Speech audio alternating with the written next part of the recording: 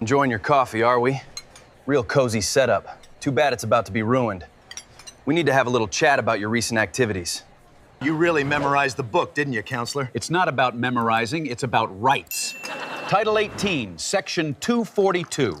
Sir, with all due respect, you have the wrong man. I was home that night.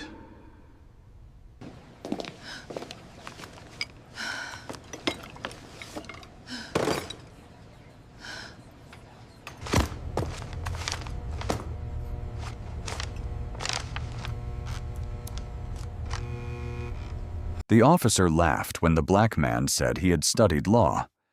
"A degree? Sure you did," he sneered, loud enough for the diner to go silent. Why did the man lower his eyes instead of fighting back? Why did he keep touching the worn photo in his coat pocket?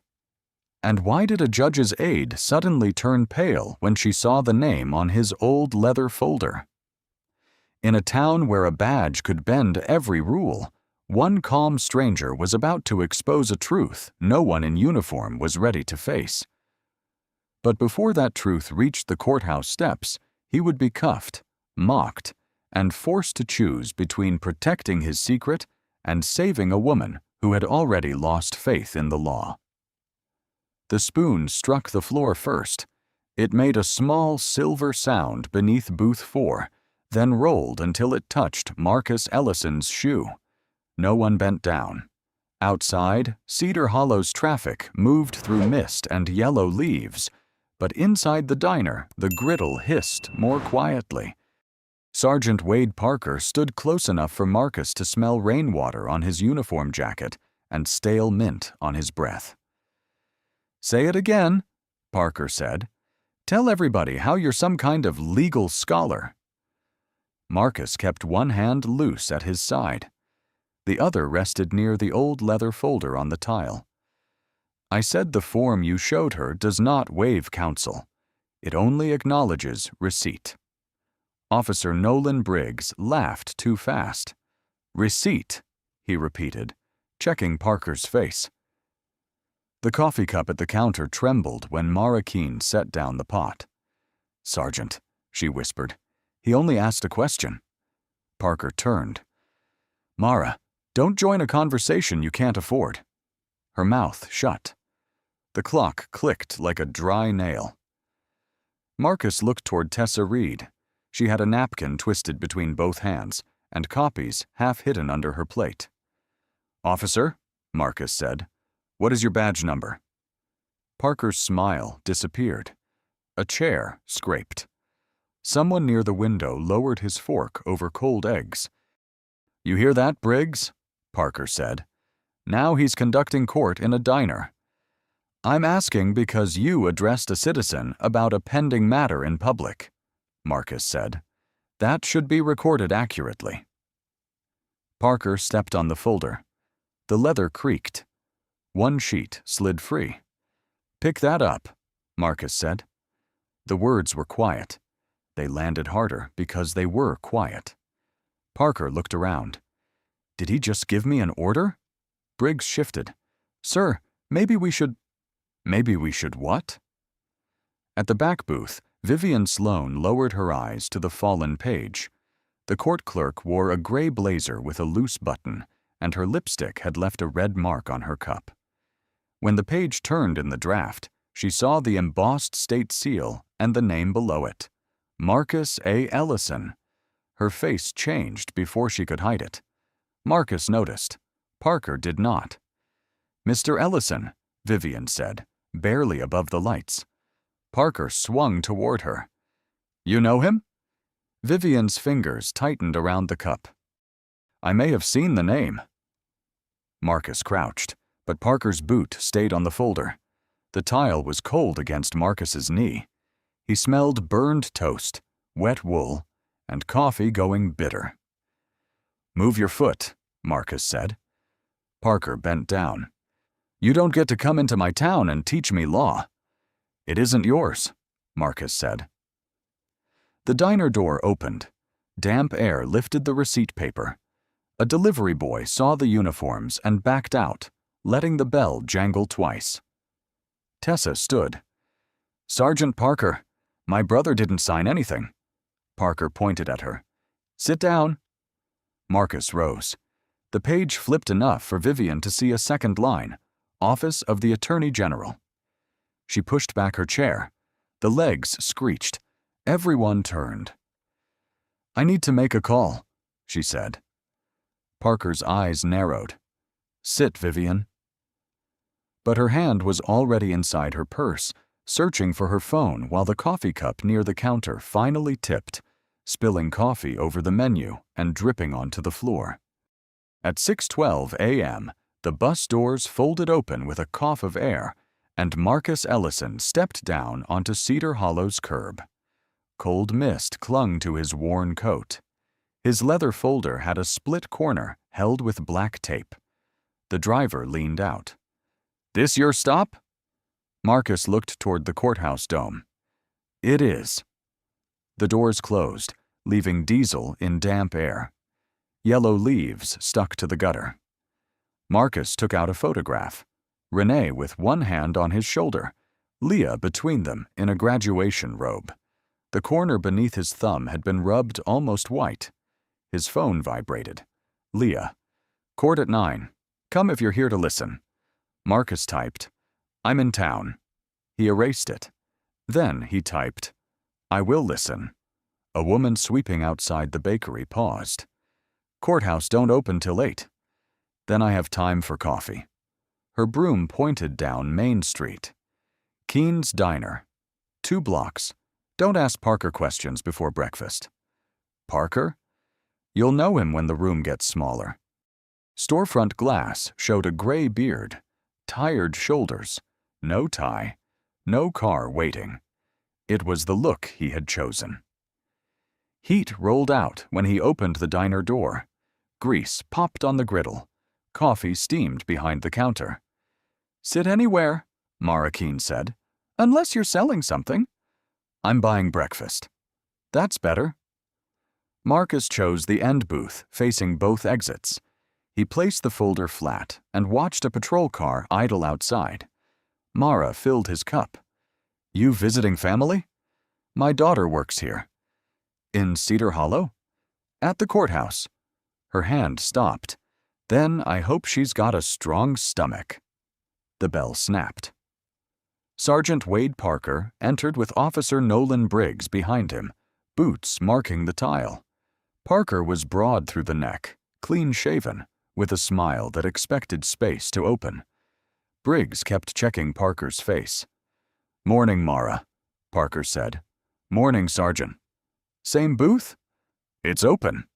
Parker saw Marcus. His smile stayed. His eyes changed. "Passing through?" "For now. That seat's ours. 3 empty booths." Briggs snorted. Parker rested one hand on Marcus's booth. The vinyl creaked. "What's in the folder?" "Work." "What kind?" Marcus waited until the griddle spat again. "Reading." Parker looked at Mara. "We got a reader." "Let the man eat, Wade." Parker turned. "You running my morning now?" "No," Mara said. "Just the register." Near the counter, Tessa Reed froze with 2 plates in her hands. 27, tired-eyed, apron tied twice at the waist. She watched Parker like weather over a weak roof. Parker tapped Marcus's folder. "You a teacher?" "Once." "That explains the look." "What look?" "Like you're disappointed before anybody talks." Marcus opened the menu. "I try to wait." Briggs laughed. Parker did not. Marcus's phone lit beside the cup. Leah's message sat under his 2 words. "I will listen." He touched the photograph through his coat, feeling the whitened corner. Outside, the patrol radio crackled through the cracked window. Parker slid into his booth, still facing Marcus. "Well, Professor," he said, "welcome to Cedar Hollow."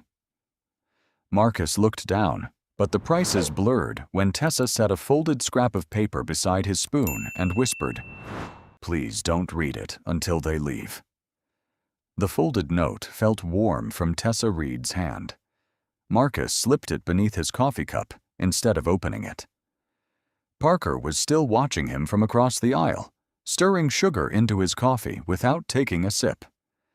The spoon tapped the ceramic in a slow rhythm that seemed louder than the conversations around it. "You planning to stay long?" Parker asked. "That depends." "On what?" Marcus smiled faintly. "Whether I find what I came for." Briggs glanced between them. "You some kind of inspector?" "No." "Law professor?" "Not anymore." Parker chuckled. "Retired people usually fish. You rid paperwork." "I've always preferred facts." The griddle hissed. Someone opened the front door, letting in damp autumn air carrying the smell of wet asphalt. Mara placed bacon and eggs in front of Marcus, but her eyes drifted toward Tessa before she quietly walked away. Marcus waited until Parker's attention shifted toward another customer asking about parking tickets. Only then did he unfold the small paper beneath the table. One sentence. "Please help my brother before they bury his case. A phone number. Nothing else." Marcus folded the note again with careful fingers and slipped it into the inside pocket beside the family photograph. Tessa carried fresh coffee toward another booth. She never looked directly at him. Minutes later, Parker stood. "Briggs." "Yes, Sergeant?" "Let's make our rounds." The two officers walked out together. The bell above the door rattled twice before settling into silence. Only after the patrol car disappeared did the room breathe again. Mara exhaled first. "You shouldn't have talked back," she said, while collecting empty cups. "I asked questions." "Here, that's almost the same thing." Marcus nodded toward the note in his pocket. "Who is Jamal Reed?" Mara froze. Across the room, Tessa accidentally dropped a fork. It clattered across the floor, making several customers turn. Mara lowered her voice. "Tessa's younger brother. What happened?" "They say he resisted during a traffic stop." "And you believe that?" She looked toward the window before answering. "I believe the paperwork changed 3 times. Marcus rested both hands around the warm coffee mug. "Who changed it?"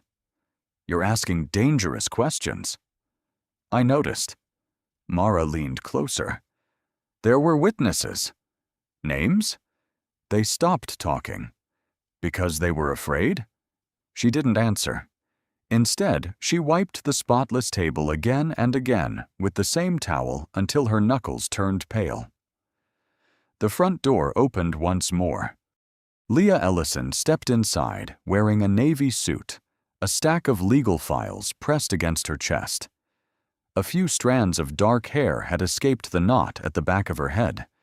She looked tired before the day had properly begun. Her eyes swept across the room. They stopped on Marcus.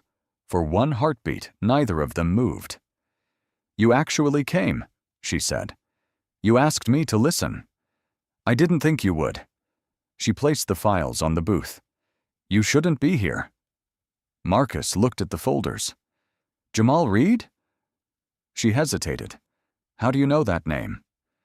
A waitress trusted the wrong stranger. Leah followed his glance toward Tessa. That could cost her. Unless someone finally tells the truth. Leah lowered herself onto the opposite seat. "You always think the system can be repaired." "No," Marcus answered quietly. "Only the people inside it." Outside, a patrol car rolled slowly past the diner without stopping. Leah noticed it immediately. So did Marcus. Neither of them reached for the coffee.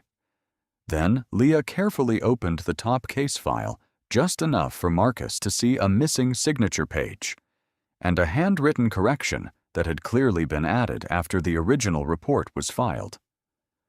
Leah slid the file back under her palm. "That correction wasn't there Monday," she said.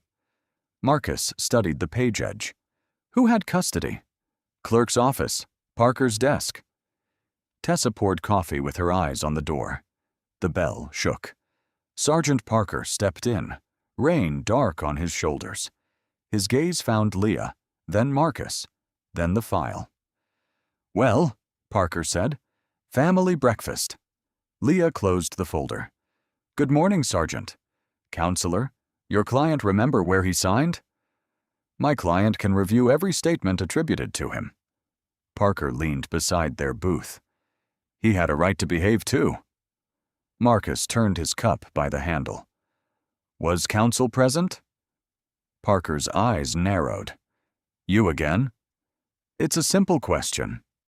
"No, it's a stranger making trouble before 8. Leah said, "My father asked whether counsel was present." Parker smiled at Marcus's shoes. "You raise a lawyer, and suddenly everybody thinks they passed the bar." Mara stopped wiping the pie case. Marcus set down his cup. "The form does not waive counsel. It acknowledges receipt of notice. If you used it as a waiver, the record is wrong." Briggs laughed from the doorway. "He memorized the form." "Maybe he printed it at the library," Parker said. Marcus looked at Briggs. A person cannot give up a right through confusion. The younger officer's laugh thinned. Parker stepped closer. "You want to teach my job?" "No." "Then what do you want?" "To know why a missing signature became a corrected page after court filing." The diner went still. Oil popped on the griddle. Rain ticked against the window. Tessa tightened her fingers around the coffee pot until the glass lid clicked. Parker's neck reddened. "Careful," Leah whispered. "Dad." Marcus did not look away. "Who made the correction?" Parker turned toward the counter. "Mara, you hear this?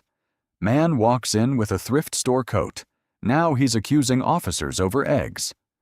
"No one accused you," Marcus said. "I asked a question." "That's your problem. You think questions are free." Parker tapped the file. "This is active. You don't touch it. You don't advise her. You don't stir up witnesses who don't know what they saw."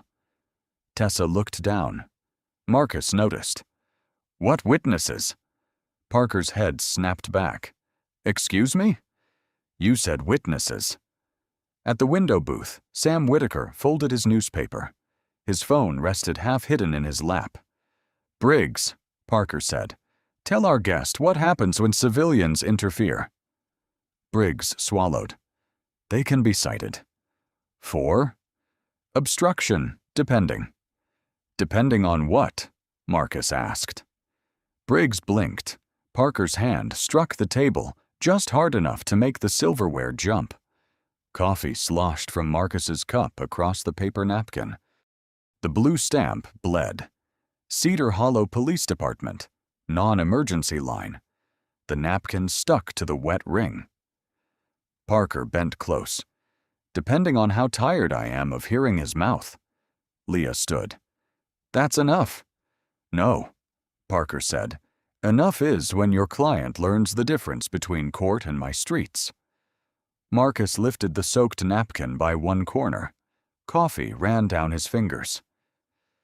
"My streets," he repeated. The bell over the door rang, and Vivian Sloane entered with a courthouse envelope folded around her thumb. Vivian's envelope had a courthouse stamp still damp enough to smear.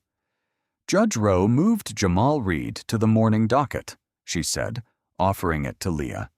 9 sharp. Leah took it. "He was scheduled for tomorrow." Calendar changed. "By whose motion?" "The court's." Parker smiled from doorway. "Better hurry, counselor." Marcus buttoned his wet coat. "I'll walk with you."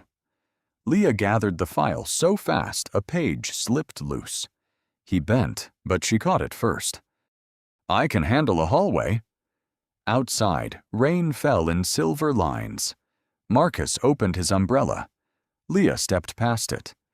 "You'll soak your files." "I've managed worse." Her heels struck puddles while he stayed half a step behind. "You shouldn't have spoken to Parker like that," Leah said. "He misstated the law. He controls the room before the law gets there." That is why rooms need witnesses. She stopped beneath the awning. Water ran from hair to collar. Don't do this. Do what? Arrive late, say 3 exact sentences, and make it sound like you've been standing beside me the whole time. The glass doors reflected them, her suit dark with rain, his old coat sagging. I missed too much, he said. You missed Mom's last good morning, she answered, and me learning to lose cases alone. The scanner hummed. Marcus folded the umbrella and held it out. Take it. Leah looked at rain striking the glass. Keep it. She walked ahead. At the clerk's window, Vivian slid behind the glass as if she had been waiting. Her gray blazer button hung by a thread. Leah placed the file on the ledge. Certified copies of the Reed intake form, revised report, and Monday timestamps. Vivian typed 3 keys. Unavailable. On what basis? Restricted pending review. What review? Vivian lifted a pink slip from a tray. It was already filled out. Marcus noticed wet ink at the signature line. Leah followed his eyes. You prepared that before I asked. I anticipated counsel's request. You anticipated the exact documents? The judge has limited access. Judge Rowe? Marcus asked. Vivian's gaze flicked to him. This window is for attorneys of record. Leah said, He's with me. No, Marcus said quietly. I'm observing. Vivian stamped denied across the slip. The sound cracked against the glass. A mother with a toddler stopped whispering. From the courtroom doors, Judge Caleb Rowe appeared in a brown robe, silver hair combed back, one hand around a chipped travel mug. Ms. Ellison, he said, we start in 6 minutes. Your Honor, I'm being denied records material to my client's hearing. Rowe looked at Vivian, then Marcus. And your father is assisting? My father is present. Marcus inclined his head. Good morning, Judge. Rowe studied him. Mr. Ellison. Parker's voice rose from the stairwell. Everything all right up here? Leah slid the denied slip into her file. No. Parker reached the landing with Briggs behind him. Then let the court handle it. Marcus looked through the glass. Under Vivian's envelopes lay a second pink denial slip, blank except for Leah's name. Leah saw it too. For the first time that morning, she did not move ahead of him. She stood beside him, rainwater dripping from her sleeve onto the courthouse tile.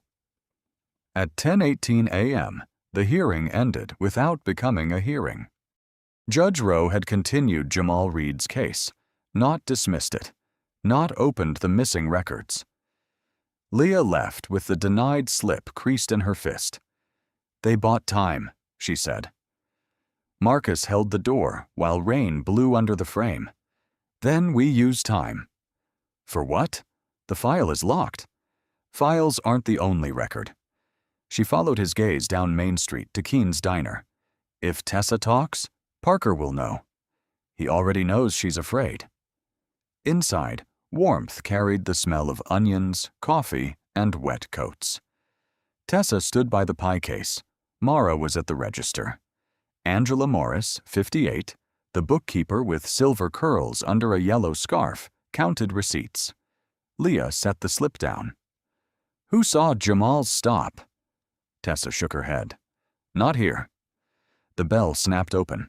Parker entered. Briggs came behind him, looking at Leah's file before her face. Parker smiled. Court recess moved to breakfast? Mara closed one hand over the register key. They're customers. They're gathering statements. Marcus turned from the counter. Is that prohibited? When it pressures witnesses, it can be. Tessa whispered. I'm not a witness. Good, Parker said. Then don't talk. Sam Whitaker sat in the back booth with toast he had not touched. 22, narrow-shouldered, in a wet delivery jacket, he lowered his phone beneath the table. His thumb slid. A red recording dot appeared. Marcus saw it in the pie case reflection. Parker pointed to the door. "You. Out." Marcus blinked once. "On what grounds?" "This is private property." Mara said, "I didn't ask him to leave." Parker still didn't look at her. "Want me inspecting that kitchen again?" The pencil slipped from Angela's fingers and clicked against the ledger. Mara's face drained of color. Marcus picked up his leather folder. "Threatening a license because you dislike a question creates a record." Parker laughed loud enough for the window booth to stop eating. "A record, a statute, a degree." He leaned close. "You keep saying law like it's a shield." "It is a boundary," Marcus said. Briggs shifted. His wet boot squeaked. Parker's voice dropped. 10 seconds. Leah stepped between them. "Sergeant, do not touch him." Marcus placed $2 beside his untouched coffee. "I will leave if the owner asks." Every head turned toward Mara. Her lips parted. No sound came. Angela came around the counter slowly. "Wade, don't." Parker finally looked at her. "Go count your receipts." "I watched Jamal that night," Angela said. Tessa's hands flew to her mouth. Rain tapped the windows. Sam's phone shook under the table, catching only Parker's jaw, Marcus's sleeve, and Angela's shoes on the tile. Parker smiled without warmth. "You're confused." "No," Angela said. "I've been quiet." Briggs whispered, "Sergeant." Parker's eyes cut to him, then to the booths. "Everybody put your phones away." Sam's thumb froze. Marcus looked toward the back booth. "Son, if you recorded a public conversation, do not alter it." Parker turned so fast his elbow struck the sugar caddy. Packets scattered like small white cards. "Give me the phone," he said. Sam did not move. The red dot kept counting seconds beneath the table. Sam's phone slipped from his fingers and landed face up beside booth leg. The recording did not stop. Parker crossed the aisle. "I said give it to me." Sam bent for it, but Marcus stepped between them. "Sergeant," Marcus said, "do not seize private property without a lawful basis." Parker's jaw tightened. "There it is again." "What basis?" "Interference." "With what investigation?" "With mine." The room seemed to shrink. Rain crawled down the glass. The fryer clicked. Tessa pressed both hands to her apron. Leah moved closer. "You have no investigation. You threatened witnesses in a diner." "Counselor," Parker said, "control your father." Marcus kept his eyes on Parker. "Your badge number, Sergeant, and the name of your supervisor." Briggs looked at Parker's shoulder patch. Parker turned toward the booths. "The man wants a record." Angela sat on a stool, her yellow scarf loose against the ledger. Mara whispered, "Wade, let it go." Parker pointed at Marcus. "Turn around." Leah's voice cut hard. "No." Marcus lifted one hand toward her. "On what charge?" "Obstructing an officer." "By asking for identification?" "By refusing a lawful order." "What order?" Parker's face went flat. "Turn around." Marcus did not move. For a second, the only sound was the wall clock and Sam's phone recording from the floor. Then Parker took Marcus by the wrist. Leah moved half a step. Briggs blocked her with his arm, then seemed startled by his own body. "Don't," Marcus said. "Dad, don't." The metal closed around Marcus's left wrist with a cold click. It pulled his coat tight against his skin. Parker guided his other hand behind him. The second cuff clicked softer, almost polite. Tessa made a sound and swallowed it. Marcus kept his head level, but his fingers flexed once, then stilled. "You all seeing this?" Leah asked the room. No one answered. A man at the counter stared into his plate. Mara's knuckles rested against her mouth. Angela's eyes stayed on the floor. Parker leaned near Marcus's ear. "Still feel like teaching?" Marcus looked beyond the glass door. "I feel like remembering." Briggs picked up the phone. "Sergeant, it's still recording." Parker snatched it. "Evidence now." Sam stood. "That's mine." "Sit down." Marcus turned slightly. "State your name for the recording, Officer Briggs." Briggs froze. Parker shoved the phone into his pocket. "Recording's over." But beneath booth 2, another red light blinked. Someone else had started filming. Leah saw it. So did Marcus. Parker did not. He pushed Marcus toward the door. The leather folder hit the tile. Papers fanned under the table. The family photograph slipped from Marcus's pocket. Marcus stopped walking. "Keep moving," Parker said. "My photograph. You can get it later."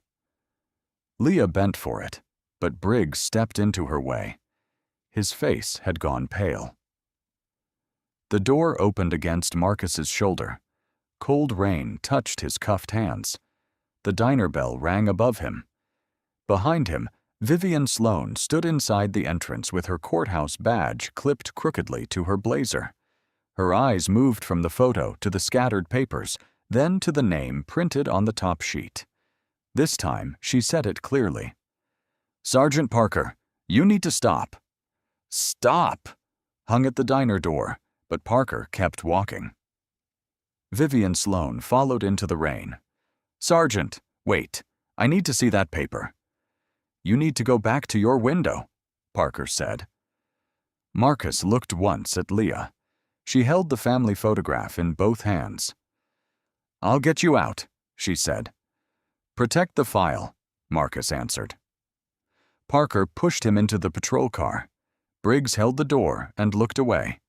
The station smelled of bleach, old paper, and burnt coffee. At 11:06 a.m., Marcus was placed in a square interview room with a metal table, 2 chairs, and no clock.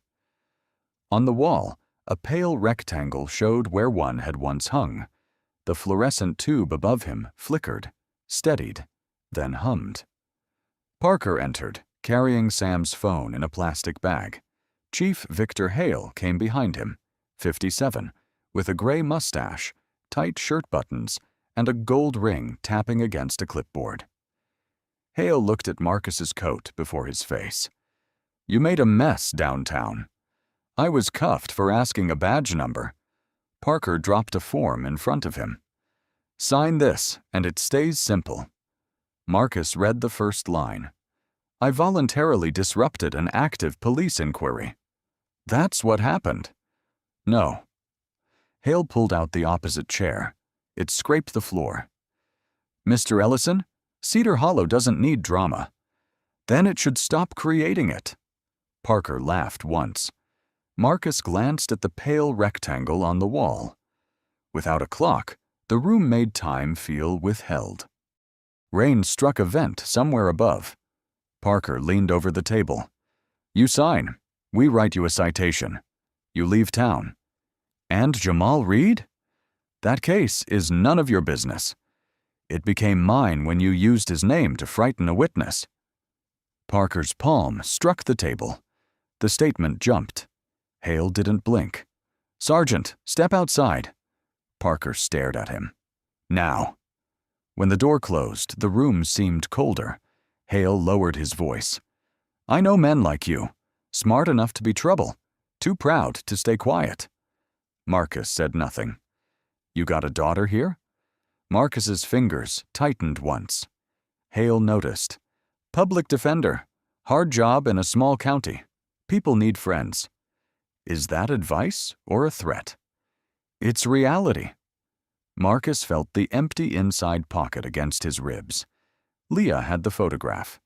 The credential card, sealed behind a hidden fold in the folder, lay somewhere in the diner or Vivian's hands. One sentence would end this room. His mouth opened. The fluorescent light hummed louder. Then he saw Tessa at the diner, napkin twisted white in her hands. Leah in the courthouse rain, refusing the umbrella. Sam's phone on the floor, still counting seconds. If Marcus used his title now, they would say the complaint only mattered because of who he was. He closed his mouth. Hale slid a pen toward him. Last chance. Marcus turned the paper around and wrote one line at the bottom instead of signing. I request counsel and preservation of all recordings. Hale read it. His face hardened. You think you're clever? No, Marcus said. Records survive rooms. The door opened. Briggs stood there with Marcus's old leather folder held to his chest. Chief, he said, voice thin. Vivian Sloane is in the lobby. She says she won't leave until this folder is logged properly. Leah reached the station lobby at 11:23 a.m. with rain on sleeves and her father's photograph pressed inside her case file. Tessa followed in a gray cardigan over her apron. Sam stayed by the vending machine, hands around an empty cup. The lobby smelled of wax, damp uniforms, and coffee burned to grit. Vivian Sloane stood at the counter with Marcus's leather folder under one arm. They wanted to tag it miscellaneous, she said. Leah held out her hand. Give it to me. I can't until it's logged. It belongs to my father. Vivian's throat moved. That is why you need to see it. The secure door buzzed. Briggs stepped out. Chief says evidence room. Leah faced him. Where is my father? In processing. Has he been given counsel? I don't know. You do. Vivian laid the folder on the counter, but kept one palm over it. Briggs shifted. Ma'am, don't open. Vivian snapped. Do not ma'am me now. The folder's leather was damp at the corners. Leah opened it carefully.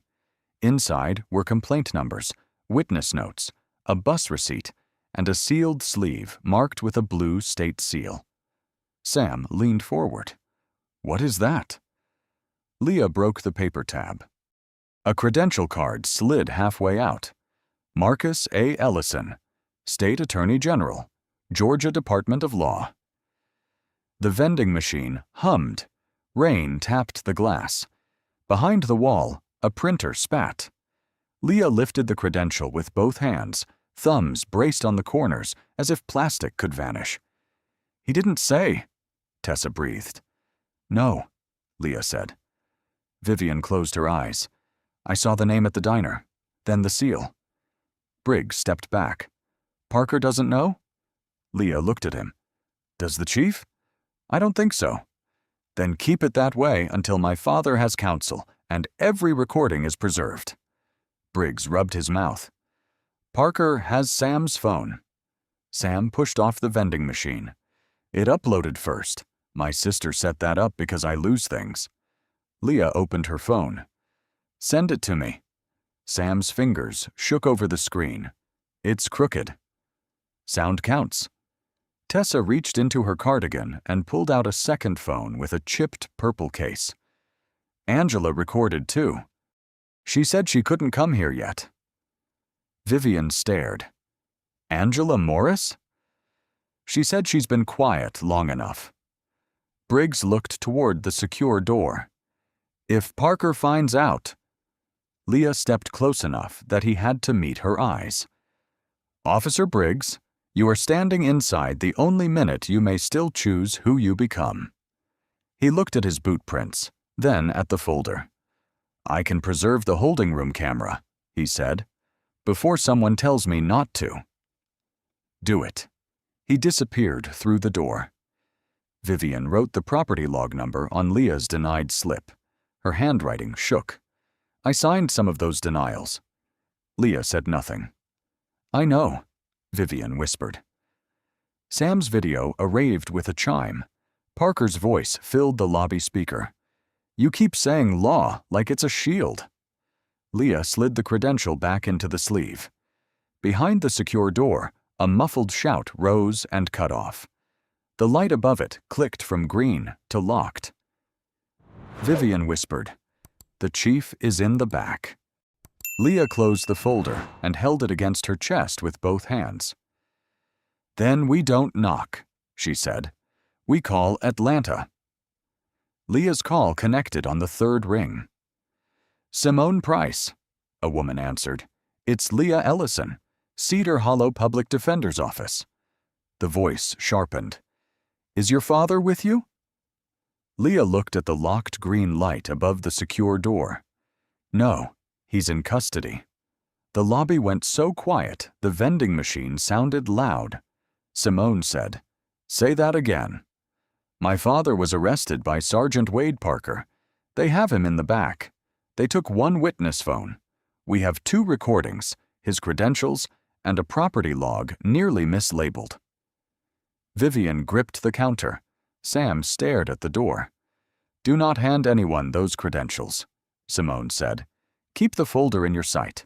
I'm calling Deputy Aaron Bell and leaving Atlanta now. He didn't reveal himself. I know your father. Vivian's desk phone flashed red. Once, twice. No ring, just light. Speaker, Leah said. Vivian pressed the button. Station line. Chief Hale's voice came through thin and hard. Ms. Sloan, bring that property envelope to processing. Vivian looked at Leah. Leah shook her head. I'm logging it at front counter. You are interfering with evidence control. It was not evidence until Sergeant Parker took the owner. A pause cracked over the speaker. Parker's voice sounded farther away. Is she with Ellison's daughter? Leah leaned over the counter. Counsel is present. Hale said, Your father is being cited and released. Then open the door. We're completing paperwork. Has he signed anything? Parker snapped. He wrote on my statement. Preserve that statement, Leah said. The line went dead. The red phone light blinked. Sam whispered, Are they going to delete the camera? Briggs came through the side hall, pale, one sleeve wet. Camera is copied. Internal storage and external archive. Vivian blinked. You can do that? Not usually without being asked. I logged Sam's phone as seized property. Where is my father? Leah asked. In the interview room. He's calm. Tessa let out a small, broken laugh. Of course he is. From the hallway came Parker's voice. Briggs! The young officer flinched. Then he stood straighter. Parker appeared at the inner door with Hale behind him. What are you doing out here? Preserving materials. You're taking orders from her? No, Sergeant. Then from who? Briggs's eyes flicked to the red, blinking phone. Procedure. Hale saw the folder in Leah's arms. His gold ring tapped against his clipboard and stopped. Leah's phone vibrated. Simone again. She answered on speaker. Chief Hale, Simone said. This is Simone Price from the Office of the Attorney General. Deputy Bell has your preservation notice. No recordings, intake forms, camera files, holding room footage, visitor logs, or handwritten statements are to be altered, moved, deleted, or reclassified. Parker's expression drained slowly, not into fear yet, but into calculation. Hale forced a dry laugh. This is a local citation. Then preserve it, Simone said. Parker's hand drifted toward his pocket, where Sam's phone had been. Sam saw it, too. Sergeant, Leah said, take your hand out where everyone can see it. The station lights hummed. Rain ticked against the lobby glass. For once, Parker obeyed. The courthouse clock read 12:07 when Marcus Ellison walked into Judge Rowe's courtroom without cuffs. Leah saw the pale marks on his wrists before his face. Dad? I'm all right. You always say that. His eyes moved to the leather folder against her chest. Is it safe? Yes. Simone is here. The rear door opened. Simone Price entered in a dark raincoat, 45, hair pinned close, a sealed packet under one arm. Deputy Aaron Bell followed with evidence envelopes. Judge Rowe adjusted his glasses. This was called as a status matter. It changed, Simone said, when a citizen was detained after asking for an officer's identification. Parker stood. Your Honor, he disrupted an active inquiry. Elena Cruz, the court reporter, 36, copper-brown glasses low on her nose, began typing. Rowe looked at Marcus. Mr. Ellison, are you represented? Leah opened her mouth. Marcus touched her sleeve once. I am present as the detained party and as a witness. Parker smirked. That's one way to dress it up. No, Rowe said. You will wait. Leah set the folder on the defense table. Inside, the family photograph lay dry. Simone opened the packet. Before we proceed, the record should reflect the full identity of the detained party. Parker leaned back. He gave a name. Not the relevant one. Marcus rose. The chair scraped. The room smelled of wet umbrellas, old wood, and warm paper. My name is Marcus Aaron Ellison, he said. I am the State Attorney General for Georgia. Elena's pen stopped above the line where his name had begun. The pause spread across the benches. Tessa covered her mouth. Sam lowered his phone. Briggs stared at the floor. Judge Rowe's mug sat untouched. You are prepared to swear to that? I am. Simone handed up the credential packet. Aaron Bell placed a preservation notice beside it. Parker pushed back his chair. This is a political stunt. Marcus turned to him. No, it is a record. You came here pretending to be nobody. I came here as someone your department believed could be ignored. He baited officers, Parker said. Marcus looked to Elena. Please record that Sergeant Parker describes a request for badge number as baiting. Elena's fingers moved again. Simone added, also record that the holding room statement was not signed. General Ellison wrote only a request for counsel and preservation of recordings. Chief Hale stood near the side wall. The department intended release. After a false statement, Leah said. Marcus said, she is correct. What remedy are you asking today? Rowe asked. Release without citation. Preserve all materials. Give access to Jamal Reed's intake file. Enter that the denial of those records was challenged. Vivian's pen rolled off the ledge and struck the floor. No one bent to pick it up. Parker looked toward Briggs. Briggs did not look back. Rowe signed the order. Granted pending review. Mara reached for Angela's hand. Tessa let out one breath, then another. Judge Rowe cleared his throat. General Ellison, the court regrets the circumstances. Marcus folded his hands. Regret is not a remedy, Your Honor. Elena's pen hovered over the next line, waiting for the judge's answer. By 2:16 p.m., Keene's Diner was quieter than it had been all morning. The lunch crowd was gone. Rainwater lined Booth 4's window, and the floor smelled of bleach where Mara had mopped. Investigator Ruth Malloy sat at the center table with a recorder, 2 folders, and a paper cup she never touched. She was 49, compact, gray threaded through a braid, with reading glasses on a cord. Her voice made people lean in. Mrs. Morris, Ruth said, start with the night of Jamal Reed's stop. Angela Morris held a white cup in both hands. It was clean. She wiped it with a towel anyway, turning it slowly, thumb over the same place again and again. I was closing the register, Angela said. Jamal parked across the street to pick up Tessa. Tessa sat beside Leah, knees pressed together. He texted me at 9:03. Ruth wrote it down. And then? Sergeant Parker pulled in behind him, Angela said. The cup squeaked under the towel. No lights at first, just the car. Jamal got out with both hands open because he knows how this town reads hands. Briggs sat alone near the counter in plain clothes, his uniform jacket over his lap. He flinched. Ruth turned to him. Officer Briggs? He swallowed. The first report said Mr. Reed refused to identify himself. Was that true? Briggs looked at Parker's empty booth. No. The recorder clicked. Leah did not move, but Marcus saw her fingers tighten around her pen. Mara stood behind the counter. Wade told me not to involve my business. When? Ruth asked. After Angela asked why Jamal was still in the car. Angela closed her eyes. I should have asked louder.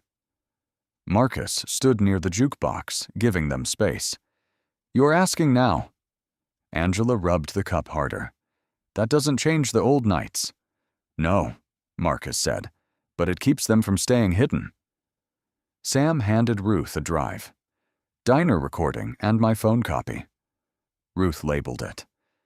Did anyone tell you to delete it? Sergeant Parker took my phone. Did Officer Briggs assist? The room shifted toward Briggs. He rubbed both palms over his knees. I picked it up. I heard Mr. Ellison ask me to state my name. I didn't. Why not? Briggs stared at the rain. Because saying my name would make it real. No one answered. Then Vivian Sloane entered, carrying a box of denial slips tied with red string. She had changed blazers, but the old loose button mark still showed on her shirt. I signed these, she said. Ruth looked up. All of them? Some were prepared before requests were made. Vivian placed the box on the table. Leah's name was on one before she reached the window. Leah's breath caught. Who told you? Vivian's lips pressed together. Ruth waited. Chief Hale, Vivian said, and sometimes Sergeant Parker, if the file involved his stops. Outside, a patrol car passed without stopping. Its tires hissed through standing water. Tessa touched Angela's wrist. The towel finally stopped moving. The cup in Angela's hand was bright, dry, useless. Ruth closed the first folder. We will need sworn statements tonight. Marcus looked toward Briggs, including yours. Briggs nodded, but his eyes had moved to the front window, where Parker's reflection had appeared in the glass before the door opened. Parker opened the diner door. Rain fell from his hat onto the mat. No one greeted him. The bell gave one thin ring. Ruth Malloy did not rise. Sergeant Parker, this is a witness interview. I came for coffee. Machines off, Mara said. Parker looked at the recorder and Vivian's box of slips. You people having a little meeting? Marcus stepped from the jukebox. You were asked not to contact witnesses. I'm standing in a diner. Leah closed her folder. Where every witness has to see you. Briggs stood. The chair legs shrieked. Sergeant, you should leave. Parker stared. Sit down, Nolan. No. A state sedan stopped outside. Deputy Aaron Bell entered with Chief Hale behind him, collar open, gold ring on one finger. Aaron placed a flat envelope on the table. Effective immediately. You are relieved of duty pending investigation.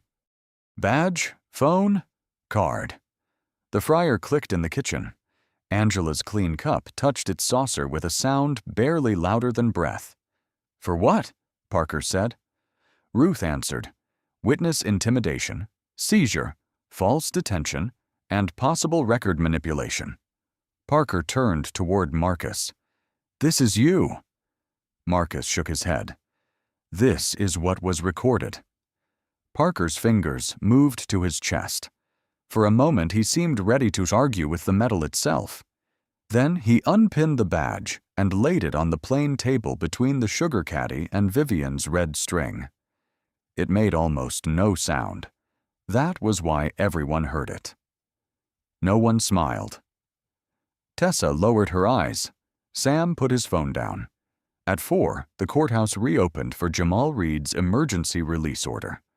The hallway smelled of wet coats and floor polish. Jamal came out between two deputies, thin from sleepless nights, shirt wrinkled under a borrowed jacket. Tessa walked toward him, then stopped as if one wrong step could change the paper. Jamal gave a small smile. "Tess?" She crossed the last steps and held his face between her hands. "Don't talk. Just breathe." He did. Once, twice. His shoulders shook, but he stayed on his feet. Leah handed him the order. "This doesn't end the case. It opens it." Jamal looked at Marcus. "They said you got yourself arrested." Briefly. A tired laugh moved through Tessa, then broke before it became sound. Briggs stood near the wall. Jamal saw him, and the small smile faded. "You were there." Briggs nodded. "I was." "You wrote it?" "I signed it." Tessa stepped in front of her brother. "Then don't stand close." Briggs accepted it. "I gave a statement." "That doesn't give him back the night." "No," Briggs answered. At the end of the hall, Ruth told Leah, "Prior Parker-related cases go to review tomorrow, not just Jamal's." Vivian stood by the clerk window with the box of slips at her feet. Marcus placed Jamal's folded copy into Tessa's hands. "Keep it dry." Tessa pressed it to her chest. "What happens to Parker?" "What the record supports." "That's all?" "That has to be enough," Marcus said, "or it becomes the same thing in different clothes." Leah glanced at the cuff marks on his wrists. The courthouse doors opened. Evening air entered cold and clean. Jamal stepped outside and lifted his face toward the wet sky, as if he had forgotten how much room there was above a street. By Friday morning, the courthouse steps were dry. Marcus stood in the Cedar Hollow community room beside a folding table covered with old complaint folders. Leah set a clean sheet on top of them. Citizen contact and council access procedure. Mayor Ellen Brooks adjusted the microphone. "General Ellison, we're grateful for your guidance." Marcus looked at Tessa beside Jamal, Angela gripping her purse, Mara near the wall, and Briggs at the back without a badge. Guidance is not what people came here for. What would you call this? A repair order. Leah passed copies to the council. No person in custody will be denied a documented chance to contact counsel. No waiver counts unless counsel has been offered in plain language. Councilman Deaver frowned. "That sounds expensive." Jamal lifted his head. "So was 3 nights." No one answered. Marcus turned a page. "Complaint files get tracking numbers. Denials must be signed after the request, not before." Vivian Sloane sat behind the clerk's table, hands folded until her knuckles shone. She nodded once, not at Marcus, but at Leah. Mara raised her hand. "What if a business owner reports retaliation?" "The report goes to the independent board," Leah said. "Not the same desk being complained about." Briggs raised his hand. "Body cam footage should upload before an officer returns to the station. No manual deletion." Angela stared at him. "You knew that before." "Yes, ma'am." "Why say it now?" "Because I didn't when it mattered." The vent pushed a cold draft across the papers. Leah pressed her palm over the new procedure sheet before it could lift from the old complaints beneath it. Marcus went still. Renee used to do that at kitchen tables, keeping bills from sliding while he argued about one more case. Leah's fingers were her mother's fingers in that moment. He lowered his voice. "Add a public monthly report. Complaints received, complaints closed, footage preserved." Deaver sighed. "You want the town to publish its dirty laundry." Tessa stood. "It was dirty when we were forced to wear it." The room held the sentence. "All in favor of adopting the emergency policy?" Mayor Brooks asked. One hand went up, then another. Vivian raised hers. Mara lifted both by accident and quickly lowered one. Sam kept filming. The vote passed without applause. Marcus capped his pen. "This is temporary unless the ordinance follows." The council will schedule it, Brooks said. Date, Leah said. October 29th, 6 p.m. Marcus wrote it down. Then he laid the new procedure sheet squarely over the oldest folder, the one labeled Read Jamal, with coffee stains along one edge. Jamal watched the page cover his name. Does that mean it's over? No, Marcus said. It means what happened to you has to stand where everyone can see it. Leah gathered the extra copies. Tomorrow, the clinic opens in the library basement. For people who can't pay? Tessa whispered. For people who were told questions cost too much. Angela placed a diner key on the table. Use the back room if the library closes. Marcus set the key beside Leah's copies. Then it belongs to the work. Outside, the church bell struck noon. Nobody looked toward the police station first. 3 months later, the diner bell sounded softer. Marcus noticed it the first Saturday. He came back without a raincoat, without a folder, without anyone waiting to hear a title. Morning light crossed Keene's diner in pale squares. Beside the register, Angela had framed the complaint procedure in black wood. Mara poured coffee. You still take it plain? I never earned sugar. You earned a refill. At booth 4, Tessa read a letter from the review office while Jamal sat beside her, one hand around a mug he had not touched. They vacated the intake statement, she said. The rest goes back for review. Jamal folded the page carefully. It doesn't give me those nights. No, Marcus said, but it says they were wrong. It says the record will say so. Tessa pressed the letter flat with both palms. That matters.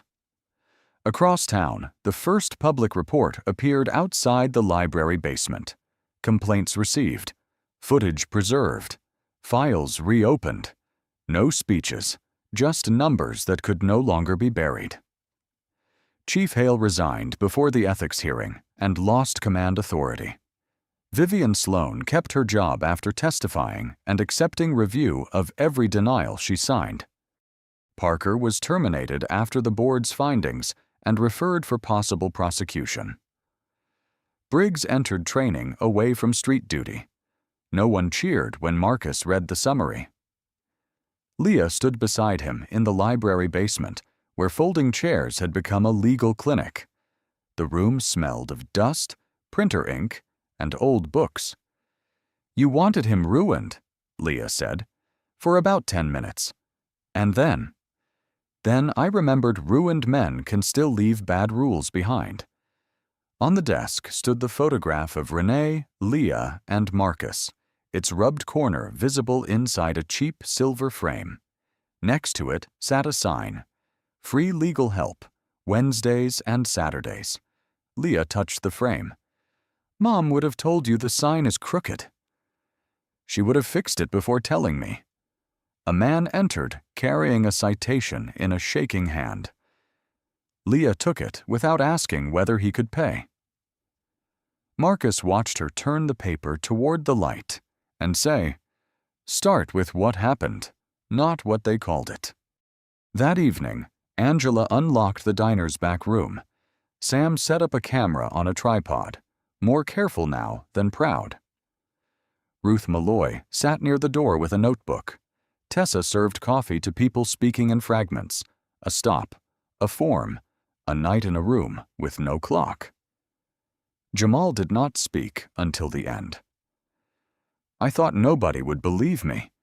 Angela's hand moved to the framed procedure on the wall. Some of us heard enough to believe. We just didn't move. No one corrected her. When the meeting ended, Marcus stepped outside. Leah came out carrying his leather folder, repaired with fresh stitching along the split corner. "You left this at the clinic," she said. "I wondered where it went." "No, you didn't." He accepted it. Across the street, the police station windows glowed, but the new sign at the entrance listed rights before warnings. Marcus took the family photograph from the folder pocket and showed Leah the worn white corner. "I held this like proof I still belonged to something," he said. Leah slipped her arm through his. "You did.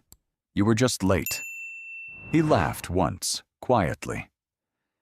They walked toward the clinic together. Behind them, the diner bell rang, and this time, nobody looked away. If this story made you think of a moment when someone's dignity was ignored, share it in the comments. Not every injustice happens loudly, and sometimes the most important witness is the person who finally decides not to look away. Share this story with someone who believes justice should protect ordinary people, not only powerful ones. And subscribe for more stories about quiet strength, truth under pressure, and the kind of change that reaches beyond one person's victory. Your voice matters here. Your memory matters here. And the next story may be the reminder someone else needs today, right now.